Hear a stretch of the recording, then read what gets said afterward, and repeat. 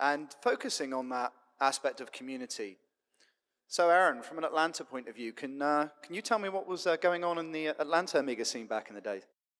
Back in the day, yeah. From the beginning, there was a great group, user group formed through some folks at Georgia Tech called Amiga Atlanta Incorporated.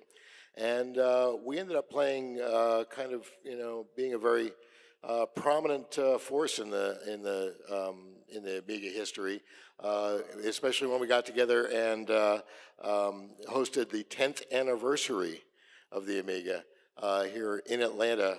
We had a president of the club at the time, Lamar Morgan. We called him Lamar the Relentless Morgan because once he had your contact information, he would not let go. So we actually arranged for Stuart Chaffee of Computer Chronicles, if anybody remembers that long-running tech show that was on PBS for a couple of decades.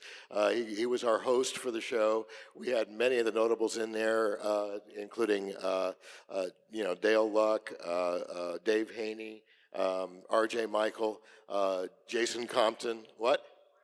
Fred Fish, that's right, Fred Fish, right. We actually, working with my friend Bob Castro over there, one of the more important members of the group,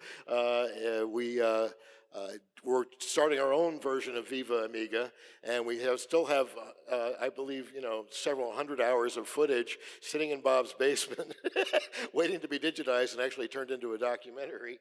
But a lot of the quotes you heard were similar to what we had collected. Though our focus was a little bit more on the users, because that's what we had a community focus. And AEI was very successful as a user group.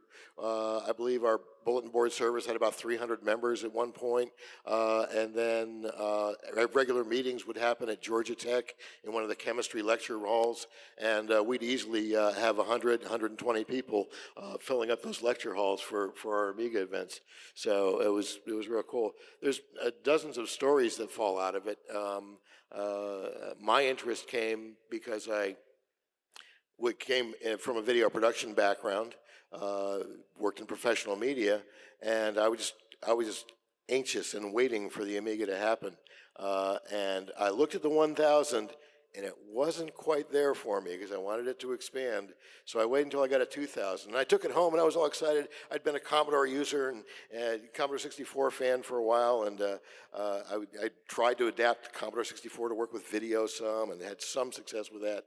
But it really wasn't there. But the 2000 was going to be it. And I got it home, and I'm going, mouse, what's this? It didn't understand the graphic user interface at all. It was a new paradigm for me, and Amiga Atlanta user group became my school. I consider myself, some people will say they're self-educated. I consider myself community educated, and I dove in with all limbs and really learned a great deal about it. And it was a perfect school because it brought together so many different factors. The Georgia Tech people, of course, were computer science students, and they understood, wow, a multitasking, priority preemptive, message-based operating system, just like Unix.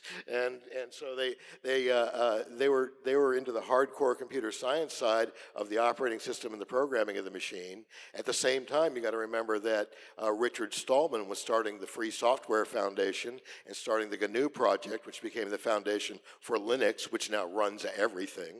And so there was a great interest from that Unix community. And then you had, it was, of course, designed as a game machine. So you had the gamer community that glommed onto it and really expanded, and the game development was just amazing. Mark Adams is here. He was one of the guys who wrote one of the early Amiga games, and later worked with me on my project in support of the video toaster. The other faction that was there, of course, was the video geeks, people who were into video and really understood, because for the first time you had on a desktop the power of some machines that we were used to working with that were in the millions of dollars of range. You got a question? Pardon? Right. Okay. That's understandable. I'll wrap it up for you in a minute, okay? Okay. Okay. So I just, well, there was just a lot involved. One other little anecdote just coming out of the history of Amiga Atlanta is that, or Amiga's involvement with or Atlanta's involvement with the Amiga was the 1996 Olympics. Georgia Tech put together a huge presentation, a multimedia presentation that actually helped win the Olympic Games for Atlanta. And then it used the Amiga, which was the only machine with its operating system and such that had the capabilities to synchronize multiple screen projectors and synchronize multiple languages and then bring it all together as a touchscreen interactive kind of presentation. And that helped, the Amiga helped Atlanta win the 1996 Olympic Games.